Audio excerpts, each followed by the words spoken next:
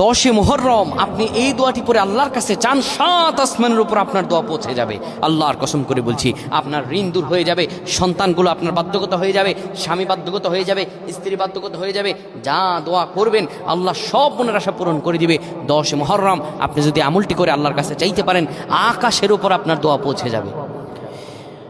বিশ্বনবী সাল্লাল্লাহু আলাইহি ওয়াসাল্লাম বলেন, মান সাল্লা আলাইয়া আশরান ফি আউয়ালিন নাহার ওয়া আখিরিন নাহার নালাতহু শাফাআতু ইয়াউমাল কিয়ামা। এমনিতে মুহররম মাস আল্লাহর কাছে গুরুত্বপূর্ণ, কারণ এই মুহররম আল্লাহ বলছেন এই মুহররম হলো শাহরুল্লাহ, আল্লাহর মাস। আবার এই মুহররম মাসের যদি 10 তারিখ আশুরা, যেই দিন আমার আল্লাহ তাআলা বান্দার সব দোয়া পূরণ করেন, ফজিলতপূর্ণ দিন, ওই দিন যদি বান্দা আল্লাহর কাছে চাইতে পারে, আমার রব আল্লাহ সব দিয়ে দিবেন। আপনি বিশ্ব নবী সাল্লাল্লাহু আলাইহি ওয়াসাল্লামের উপর 10 বার দরুদ শরীফ পড়বেন। নবীজি বলেছেন, মান সাল্লা আলাইয়া আউয়ালিন নাহার, দিনের শুরুতে যদি কেউ 10 বার দরুদ শরীফ পড়ে, দিনের শেষে যদি কেউ দরুদ শরীফ 10 বার পড়ে, নালাতহু শাফাআতু ইয়াউমাল কিয়ামা, আমার নবীজির সুপারিশ তার কাছে কিয়ামতের দিন পৌঁছায়া যাবে। এত ফজিলত এই 10 মুহররমের দিন।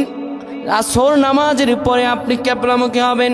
এই যে আসছে শুক্রবার, এই 10 মুহররম এই দিন আসর নামাজের পরে কিবলামুখী হয়ে এই ইসমে আজমটি পড়বেন 10 বার। ইসমে আজমটি শিখিয়ে দিচ্ছি।